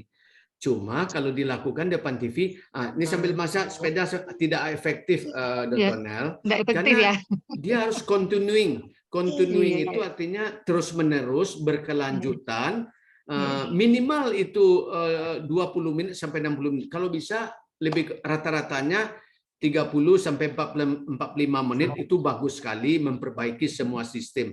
Tapi kalau ini ada ini nih, masak dulu atau sepeda dulu, dengar berita dulu, itu enggak efisien dia punya. Enggak efisien ya. Dia harus terus-menerus dalam waktu minimal 20 sampai 60 menit. Ambil interval waktu itu. Oke. Iya. Begitu aja, Prof. Terima kasih Dokter Rus ya. Sama-sama. Terima kasih ya. Terima kasih Prof. Terima kasih ya. Saya lihat di sini ada satu lagi pertanyaan di kolom chat dari Ibu Sus Surawasi. Cuma sepertinya agak panjang ini. Assalamualaikum dokter, saya usia 71, 6 bulan. Saya sebelum pandemi rutin berenang 1 atau 2 kali seminggu. Tapi kalau ada bisa yang menemani bisa lebih sering. Sehari-hari makan sayur dan buah serta ramuan jahe dan rebusan apel dan serai ya. Sepeda statis juga saya lakukan, sholat pun tetap biasa gerakannya walaupun dokter menyuruh saya untuk duduk. Kalau naik tangga sudah lama tidak saya lakukan. Alhamdulillah saya sudah lama tidak konsumsi obat-obatan. Kalau kurang enak badan saya minum air kelapa, tapi dalam perjalanan memang pelan-pelan saya lakukan. Tapi saya bisa ikut dengan anak kemanapun mereka ajak, ke gunung, naik kuda. Saya tidak pakai tongkat. Sepertinya nggak ada pertanyaan ini ya. Bagaimana Pak Ibu Susrawasi? Ini suatu ini Prof pernyataan bahwa dengan tetap melakukan gerakan, tidak duduk, beliau malah bertambah sehat, bisa naik gunung segala, ini luar biasa. Iya, susah itu. Bagus Bu, lanjutkan kebiasaan itu. Dan memang kalau bisa sholat, tidak duduk, sholat Ibu seperti biasa. Dokter nih terlalu banyak larangan, padahal yang merasakan pasien kan, pasien bisa kok sholat seperti biasa, disuruhnya duduk. Tetap sholat seperti biasa, Bu. Ya, oke. Baik, Ibu Susrawasi masih hadir? Barangkali tidak ada lagi. Silakan berikutnya yang resen, Ibu Reni Dahniar Dedi S. Silakan, Bu. Baik, Pak Profesor, terima kasih atas kesempatannya. Assalamualaikum warahmatullahi wabarakatuh. Waalaikumsalam. Waalaikumsalam. Senang sekali pagi ini ya Buya bisa bertemu dengan teman-teman masa kecilnya dan ini menjadi ajang silaturahmi yang baik sekali.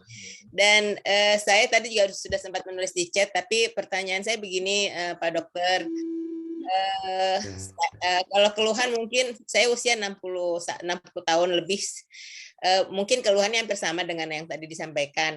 Namun pertanyaan saya adalah kalau olahraga aerobik itu, kalau tadi kan dokter mencontohkannya dengan berjalan, bersepeda, berenang. Nah, apakah olahraga aerobik itu bisa digantikan dengan olahraga pernafasan? Di mana dengan olahraga pernafasan itu kan kita mengkonsumsi, menarik oksigen sebanyak-banyaknya begitu ya, dengan cara yang benar, dan sehingga itu juga akan, apakah itu bisa mengungkit, menjadi pengungkit terhadap kondisi jantung dan paru-paru kita. Jadi mungkin itu saja Pak Dokter pertanyaan saya. Terima kasih. Assalamualaikum warahmatullahi wabarakatuh. Waalaikumsalam. Olahraga pernapasan, silakan Dokter Rus. Terima kasih Bu Reni atas sharingnya. Jawaban saya tidak bisa menggantikan Bu Reni. Pernah diteliti di FKUI, di program studi ketentuan olahraga, ternyata olahraga pernafasan itu tidak murni aerobik, walaupun dia dilatih untuk menghirup oksigen, kemudian menahannya di perut, kemudian menyimpannya sebagai tenaga. Ternyata diteliti lagi komposisinya, dia terdiri dari aerobik dan anaerobik. Malah banyak anaerobiknya. Jadi kalau saran saya, olahraga pernafasan silahkan dilakukan seperti banyak tuh SN apa. Olahraga yang bersifat aerobik tadi Bu Reni lakukan. Karena olahraga pernapasan tadi berguna untuk mengefisienkan fungsi paru, sehingga kita efektif dalam bernafas, kemudian efektif dalam mengeluarkan tenaga. Jadi jawabannya tidak bisa digantikan Bu Reni. Kenapa juga Rasulullah mensabdakan tentang hadisnya itu gitu. Pasti ada hubungannya dengan aerobik. Begitu Bu Reni? Berarti bisa melengkapi ya Pak Dokter ya? Dia saling melengkapi Bu Reni. Ya. Bagus sekali. Ya, melengkapi malah luar biasa itu kalau bisa dikombinasi. Ya. Ya. Baik, Pak Dokter, terima kasih. Assalamualaikum warahmatullahi wabarakatuh. Baik, terima kasih. Sebelum ke Buya Raflis, masih ada pertanyaan di kolom chat dari Memi Sumaidia. Assalamualaikum, suami saya 78 tahun, penyintas stroke 7 tahun yang lalu. Pola hidup banyak sedentary, sekarang cepat lelah. Untuk berdiri agak lama tidak bisa. Demikian pula jalan kaki banyak. Ada juga indikasi pengapuran. Ya. Begitu, silakan Dokter Rus. Iya, Bu Memi, kalau untuk stroke itu ada sendiri. Kalau stroke saya anjurkan olahraganya di pusat-pusat rehabilitasi. Tapi kalau stroke-nya terkendali, dia bisa berjalan, itu bisa dituntun sendiri, dia berjalan saja seperti biasa, itu akan memperbaiki fungsi kardiovaskuler dan ototnya. Tapi kalau stroke-nya itu misalnya dia kekuatan otot kanan kirinya tidak sama, itu sebaiknya dia harus di pusat rehabilitasi yang ada pegangan Bu Memi. Tetap harus melakukan olahraga orang stroke. Nah, selain untuk olahraga itu kan orang stroke dilatih untuk koordinasi, keseimbangan, dan latihan kekuatan otot. Misalnya yang kiri yang lemah. Misalnya yang kiri itu 3 atau 2, itu ada latihan genggaman, latihan koordinasi untuk otot-otot yang lemah itu. Tapi kardiovaskularnya dilatih dengan berjalan. Sebaiknya berjalan, Bu. Berjalan di atas rel yang ada pegangan itu. Kalau bersepeda agak sulit ya. Apalagi berenang untuk itu mengayuhnya. Begitu Ibu Memi? Ya. Iya. Ya, karena mobilitasnya udah semakin kurang. Maksudnya berjalan banyak capek. Ya. Berdiri agak lama sedikit nggak bisa, harus bersandar gitu. Ya. Ibu bisa beli mungkin kalau bisa, atau buatkan dari kayu seperti mesin rowing. Rowing itu dayung, Bu. Jadi Bapak duduk, tapi dia tetap bisa seperti ini, mengayun teratur. Itu akan ada dampak terhadap jantung dan parunya. Dan itu bernilai aerobik, Bu. Sepeda statis gimana, Dok? Sepeda kan bisa nggak kakinya mengayuh? Bisa.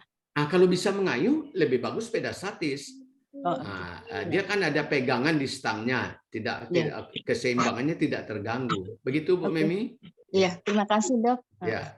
Baik, berikut yang sudah raise hand ini sudah lama sekali ini saya raise-nya. Silakan Bu Yara, please. Halo Bu Yara, please. Ya. Terima kasih Pak Dokter. Ya. Assalamualaikum warahmatullahi wabarakatuh. Waalaikumsalam. Ini mungkin pertanyaan saya mungkin tidak jauh-jauh dari pertanyaan sebelumnya ya, Dok. Cuman sebelumnya perlu saya sampaikan, saya mungkin sekitar 13 tahun yang lalu itu sudah divonis oleh dokter saya tuh rematik akut gitu, Dok. Yeah. Jadi di lutut saya ini secara periodik itu apa namanya bolak-balik sembuh kambuh gitu, Dok, setelah makan obat. Tapi sekitar 2 tahun yang lalu teman saya bilang, udahlah tinggalkan semua itu.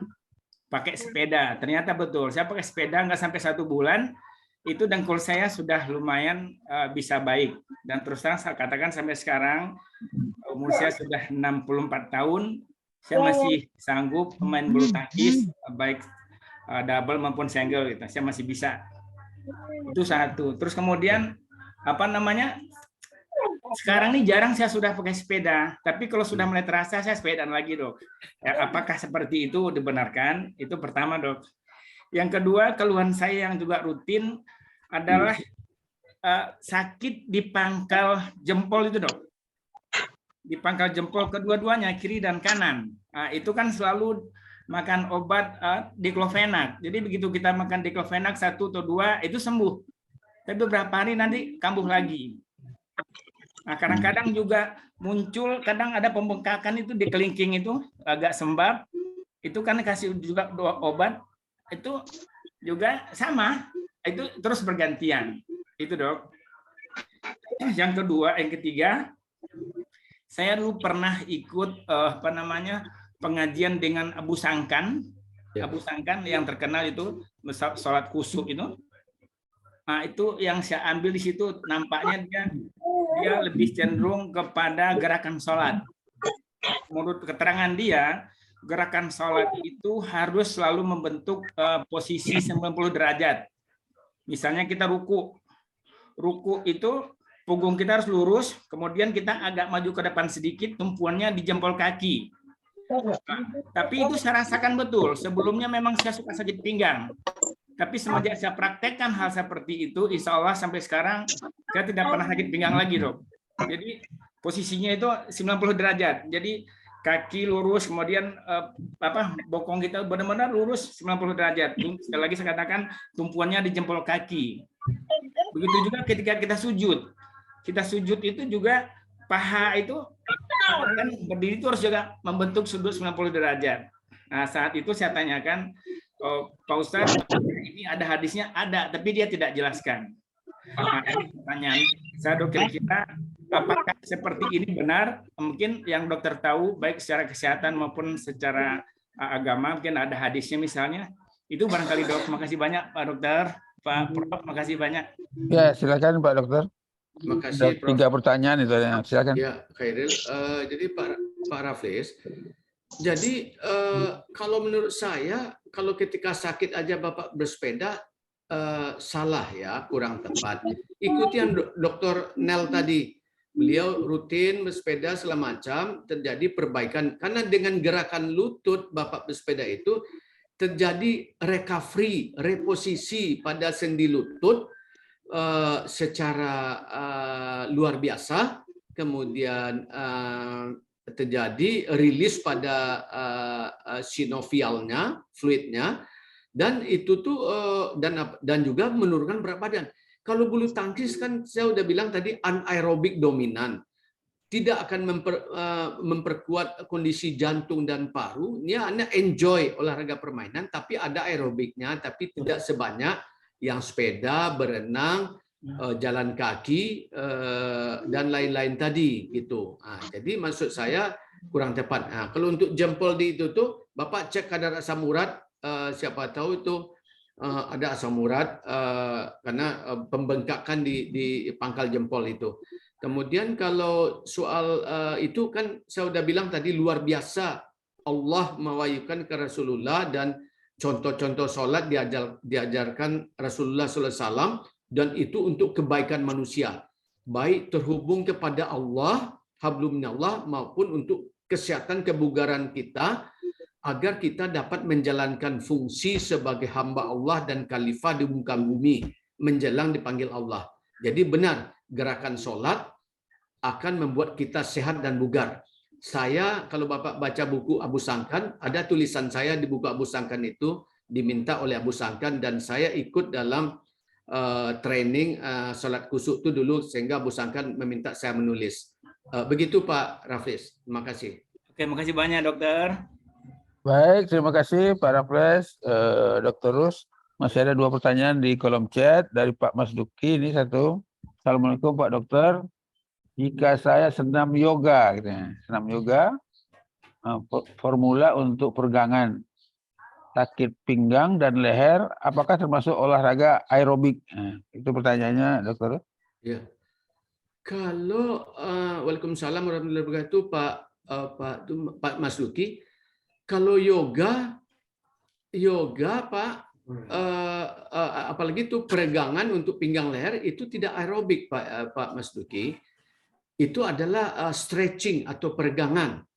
Peregangan itu adalah untuk membuat sendi itu lentur dan range of motion, daya geraknya itu bebas gitu. Nah, kalau yoga itu juga bukan olahraga aerobik, dia lebih banyak yoga itu anaerobiknya Pak Mas Duki, walaupun ada olahraga pernafasannya. Dia kombinasi itu. Nah, gitu aja Prof. Khairil. Ya, Pak Mas Duki bagaimana? Baik, barangkali tidak ada lagi. Silakan Ibu yang terakhir yang raisen, Ibu Lena Martunus. Ya. Terima kasih Profesor. Assalamualaikum warahmatullahi wabarakatuh. Terima kasih Pak Khairil. Assalamualaikum warahmatullahi wabarakatuh. Pak Ketua, Pak Dokter. Waalaikumsalam warahmatullahi wabarakatuh, Mak Lena, sahabatku. Alhamdulillah. Ya. Beliau ini adalah sahabat kami di SMA dan beliau ketua kami pada saat ini, ketua alumni. Assalamualaikum buat Bapak Ibu juga semua. Alhamdulillah pagi ini kita sama-sama mendengarkan presentasi dari Pak Dr. Ruswaldi tentang kesehatan buat lansia ini. Aduh, luar biasa banget manfaatnya buat kita semua, dan benar-benar kita bisa masing-masing mengoreksi apa yang beliau sampaikan sesuai dengan apa yang kita alami. Nah, pertanyaan dipersingkat aja Pak Dokter ya.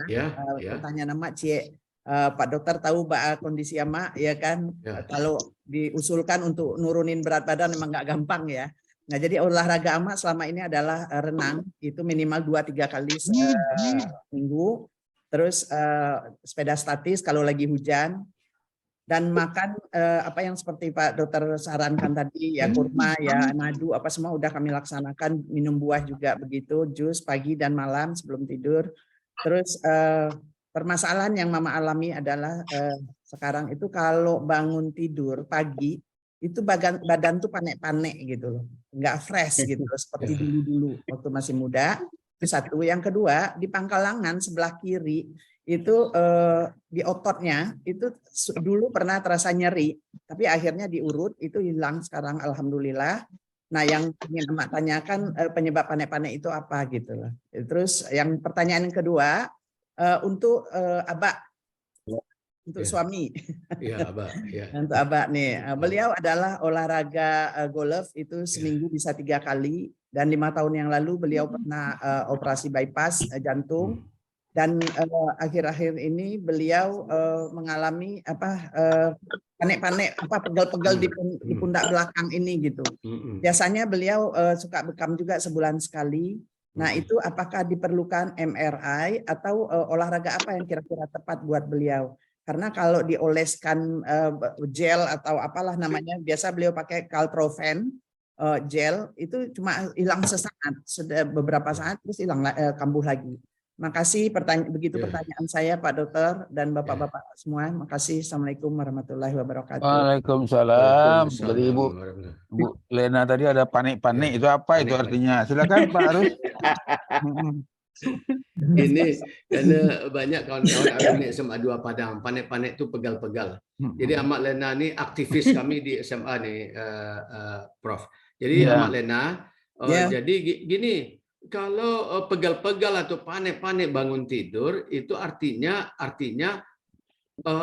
satu, banyak terjadi penumpukan asam laktat pada tubuh itu karena kurang kemudian kurang melakukan olahraga secara teratur dan rutin, kemudian kurang melakukan stretching.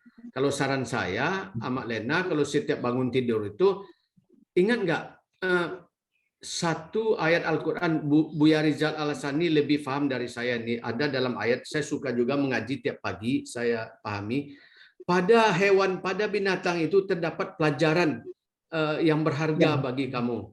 Itu ada, tapi saya lupa surat apa Buya Rizal. Dan itu kalau dilihat kucing, kalau kucing setiap bangun itu dia ngulet tahu ya? Menggaliek. Ngulet, kalau bahasa Indonesianya ngulet, Prof. Khairil. Jadi dia stretching ke depan, ke belakang kakinya, kemudian sesuai dengan perintah Allah, pada binatang hewan peliharaan itu terdapat pelajaran bagi kamu. Lakukan stretching itu, atau ngulet itu, atau menggeliek, bahasa Minang, banyak orang Minang sini nih. Tapi kan menggeliek, ya, Prof. Khairil tahu kan? Pak Helmi ketahuan. Jadi lakukan itu. Kemudian untuk abaknya itu tuh saya pikir sama, karena stretching peregangan yang kurang Amak, tapi olahraga golf tidak aerobik Amak. Dia jalannya santai, kadang-kadang pakai mobil apa itu dari satu hall ke hall lain. Tapi jalannya juga jalan diplomasi, jalan bisnis, bukan jalan cepat, sehingga daya ungkitnya terhadap kebugaran jantung paru golf kurang. Tapi kalau Abak tuh pegal-pegal atau panik-panik juga seperti Amak, lakukan stretching. Dan Beckham, saya rutin Beckham sekarang, jadi rasa pegal di bahu, di lengan, di apa itu kurang. Karena al-hijamah adalah pengobatan terbaik ya, selain pengaturan makanan dan olahraga. Tentunya spiritual yang pasrah dan berserah diri kepada Allah menciptakan kesehatan dan ketenangan yang luar biasa. Demikian Prof. Ya. Baik, gimana Bu Lena? Cukup ya? Pertanyaan susulan, apakah karena posisi tidur juga mempengaruhi untuk pegal-pegal di pundak itu ataupun pegal-pegal? Sangat Amak Lena. Tidur yang dicontohkan Rasulullah, kan Rasulullah itu suri tauladan. Semua perkataan kehidupan dan apa beliau kita contoh. Kalau Rasulullah tidur miring ke kanan, tidak pernah miring ke kiri, tidak pernah ada. Jadi miring ke kanan tidak membebani jantung. Nah, kalau itu tidak membebani jantung, berarti aliran jantung ke seluruh tubuh bagus, sehingga tidak ada penumpukan laktat di satu sisi, tidak menimbulkan panik-panik tadi Amak. Jadi cobalah Amak miring tidur ke kanan. Jangan mendelungkup, jangan miring ke kiri dan posisi-posisi ini. Miring ke kanan, rileks. Kemudian itulah tidur cara yang baik menghilangkan panik-panik. Begitu Prof. Khairil. Penyebab anak sebentar satu lagi. Mohon maaf ini pertanyaan terakhir. Batambuah taruh ya. Batambuah ya biasa kalau enggak Batambuah enggak orang Padang. makan. Nih, Jadi kalau kasurnya di- terlalu empuk tuh, ama tuh kasurnya terlalu empuk kali. Oh, bisa jadi ya. Bisa jadi Ya dok, kasurnya. ya Ya. dokter terus ya. Ya, betul apa? Jadi kalau kasur terlalu empuk, jadi lekukan apa itu mengikut ke bentuk Posisi kasur tubuh. itu, posisi tubuh, sehingga tubuh itu tidak anatomis, tulang belakang, tungkai dan semuanya. Jadi benar itu Dr. Nel itu. Kalau Iya. kasur yang ini adalah yang sederhana aja. Ya benar nih kayak kata Dr. Hasmi nih. Ya. Benar. Amakku selalu nyompuk mah ketua. Jadi benar itu penyebabnya salah satunya. Beralihlah ke kasur yang biasa-biasa saja. Kalau teh papan sih boleh narik oleh. Kalau teh papan, ya. Iya Bu ya, Bu Lena aku selalu nyompuk Bu ya. Gitu Prof. Kairil. Ya. Baik, terima kasih. Tidak bertambah lah ya. Nggak jadi ketambah ada Pak. Saya dijapri oleh Ibu Sri Lestari Sugiharti. Ada pertanyaan dia kok tidak dibacakan. Nah, Assalamualaikum dokter. Olahraga apa yang cocok untuk yang berusia 60-an dan menderita DM tipe 2? Terima kasih dokter. Silakan dokter. Oh kan udah saya bilang tadi. Oh mungkin Ibu Sri masuk di akhir ya. Olahraga yang cocok untuk ini yang bersifat aerobik Bu Sri Lestari. Karena aerobik, berenang, jalan kaki, jogging, bersepeda statis atau dinamis, senam aerobik akan menurunkan kadar gula dengan sensitivitas insulin terhadap dinding sel meningkat, sehingga gula yang ada dalam darah masuk ke dalam sel, sehingga kadar gula darah turun, sehingga kita tidak merasa sering haus, banyak kencing, dan banyak makan. Kenapa orang DM itu dia banyak kencing, banyak sering haus, banyak makan? Karena gula itu tidak masuk ke dalam sel. Dengan olahraga aerobik, sensitivitas insulin terhadap dinding sel meningkat, sehingga gula itu masuk ke dalam sel, DM tipe 2 bisa diatasi. Begitu Ibu Sri. Pak, Terima kasih ini dokter, terima kasih ya, Prof. sama-sama. Barangkali yang terakhir ini Pak Helmi. Ini penting nih. Kalau tidak bisa diundangnya, ada dapat sertifikat. Ini penting. Silakan Pak Helmi. Terima kasih Prof. Pak Dokter. Iya. Saya ingin menanyakan begini Pak Dokter. Ini saya rasakan sudah lama, tapi dia timbulnya sesaat gitu. Pada waktu kita berkendara membawa mobil Pak Dokter, itu pada waktu belok itu kan ada miring. Nah, miring itu kita kadang sesaat itu rasa-rasa kita mau rebah di mana kemiringannya itu. Tapi sesaat. Tapi sudah lama Pak Dokter yang saya idap ini. Sehingga sekarang saya tidak mau lagi bawa kendaraan itu. Pengaruh tikun apa ini? Tikun tajam nggak? Enggak tajam enggak. Tapi dia pokoknya ada miring sedikit saja itu terasa kita mau ikut rebah perasaan itu Pak Dokter. Ya. Itu saja Pak Dokter. Silakan Terima kasih, dokter. Pak Dokter. Ya, makasih Pak Elmi. Itu ini ada ahli neurologi nih. Sahabat saya Dr. Widya Sarkawi, beliau yang paham menjawab, itu ada hubungannya dengan keseimbangan Pak. Keseimbangan atau apa pada otak kecil atau telinga bagian dalam, tapi itu masalahnya masalah neurologi Pak. Kenapa? Padahal Bapak tidak menikung, tidak apa, tapi sedikit aja Bapak udah merasa untuk seperti jatuh atau miring juga. Ini masalah neurologi. Ada ahlinya Ibu Widya Sarkawi sini. Widya nggak masuk. Ada betul Widya? Berarti Pak Hadril juga bisa kali gitu. Ya, banyak ini ahli. Dokter Ruzwir itu ahli neurologi. Prof. Khairil di chat ada dari Bu Justina nih ya, yang tentang ingat tadi saya pernah baca tapi hilang chatnya. Kok kita, bukankah ajal telah ditentukan Allah, kemudian apakah dengan olahraga kesehatan kebugaran meningkat akan merubah takdir? Mana tadi? Tidak, Ibu Justina. Dengan kita ikhtiar melakukan olahraga aerobik, kemudian kesehatan kebugaran kita meningkat, itu berarti kita menjalankan fungsi ibadah. Ibadah itu bukan hanya sholat, puasa, zakat, haji, umroh, baca Al-Quran, atau apa, tapi ibadah itu semua aspek kehidupan, profesi, yang dilakukan di luar rumah, di dalam rumah itu ibadah. Nah, dengan kita bugar, kemudian kita melakukannya optimal, rasa hablu tersambung kita kepada Allah khusyuk dan hablu minanas dengan manusia baik, sehingga ketika meninggal pun sekalian dilakukan bernilai pahala di sisi Allah. Itu gunanya untuk bugar. Kalau sakit kan udah banyak keluhan, tidak bisa sholat khusyuk, tidak bisa gramatikal tematik dengan Buya Rizal ini, dan segala macam. Itu jawabannya Prof. Khairil. Makasih. Baik, terima kasih. Saya tidak terbaca ya. Saya cek ke atas nggak ada ya. Ada Hilang, tadi, Bu. hilang chatnya. Oh, Hilang hilang ya? chatnya. Ya, saya udah baca tadi, tapi hilang chatnya. Ya. Gitu. Barangkali masih ada satu lagi dari Pak Julius Kamal. Oh, ada lagi. Assalamualaikum. Izin bertanya untuk kesehatan istri saya. Ya. Nah, ini tears of ACL, tear of meniscus. Nah, bolehkah sholat duduk? Silakan dokter. Ya. Terima kasih. Waalaikumsalam warahmatullahi wabarakatuh, Pak Julius Kamal. Jadi robek pada anterior cruciate ligamen, itu ACL itu ya, anterior cruciate ligamen dan meniscus. Meniscus itu bantalan pada lutut ya.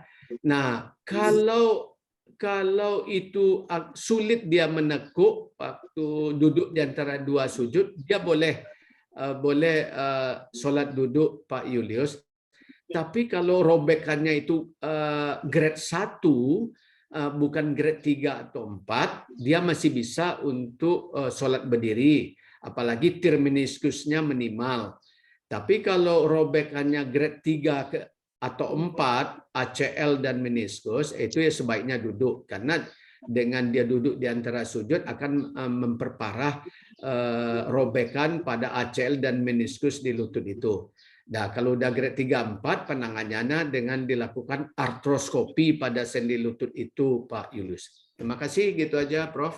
Ya, Pak Julius, bagaimana? Pak Julius?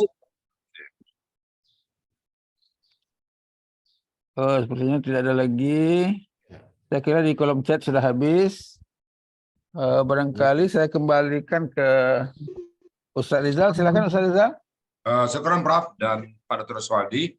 Baik Bapak Ibu, Bunda, Desa Bunda. Oke. Benar.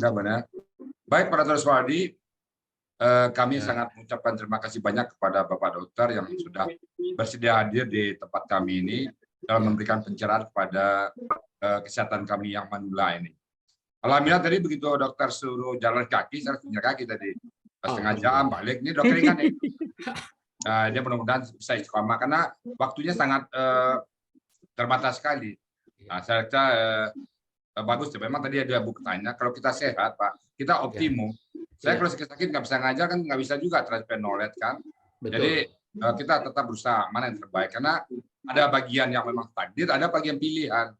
Ikhtiar namanya itu, lakukan yang terbaik. Jadi kita berolahraga itu juga untuk memperbaikan tubuh kita sehingga bisa optimal. Kayak saya habis itu jam 8 ngajar lagi kan, jadi malah 7.45 ngajar lagi nanti. Jadi interval waktu itu saya gunakan sebaik-baiknya untuk olahraga. Jadi sekali lagi Pak Dr. Ruswaldi, terima kasih banyak atas kalian Bapak. Mudah-mudahan lain waktu Bu Nel nanti ngubungi lagi untuk tema yang lain yang lebih detail kan bisa Pak Dokter? Insya Allah bisa. Karena bernilai ibadah, ya. Ya, dan andai kan nanti Pak Dokter ikut gramatikal, ya kita kali melengkapi, silakan ya, semua Bu Nel sama kita juga boleh. Siap. Yang pertama, semoga semua yang kita kerjakan bernilai ibadah.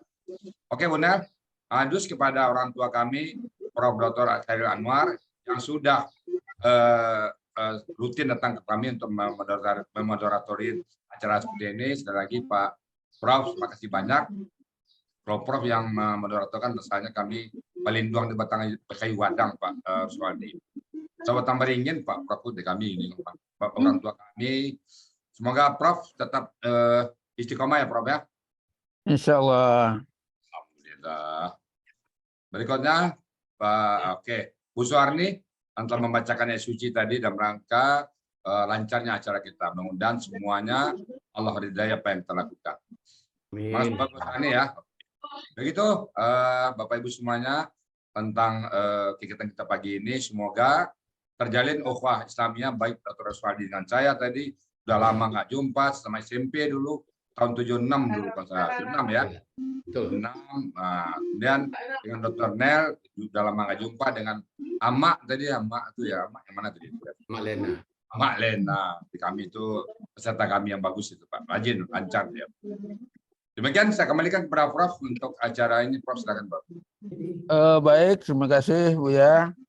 Barangkali kita tahu juga Nabi Muhammad itu kalau dia berjalan bukan berjalan santai, berjalan seperti berlari. Itu saya pernah baca. Betul. Sering berlomba dengan Aisyah, Prof. Ya, cuma kan kalau dia sedang berdua ya jelas itu. Cuma kalau dia berjalan pun katanya cepat dia jalan. Ya. Kalau kita ini kan banyak berjalan santai, Iya, itu yang masalahnya ya. Pakai power ya. Bantu Pakai power lagi berjalan ya, Prof. Iya. Pulang jalan itu bentuk itu pulang patang, Prof. Nah, kemudian tambahan lain, memang kita ini sudah berumur, jadi sakit-sakit itu barangkali itu tanda-tanda juga untuk kita supaya lebih dekat dengan Allah ya. Sudah dekat dengan Allah kan. Sakit-sakit itu juga perlu untuk kita ya. Betul. Barangkali yang penting tadi ada daya ungkit. Nah, itu barangkali yang perlu kita perhatikan ya, daya ungkit tadi. Baiklah, barangkali itu saja dari saya. Mohon maaf kalau ada hal yang tidak berkenan. Mari kita tutup acara kita ini dengan membaca doa penutup majelis. Subhanakallahumma wa bihamdika asyhadu an la ilaha illa anta astaghfiruka wa atubu ilaik. Assalamualaikum warahmatullahi wabarakatuh.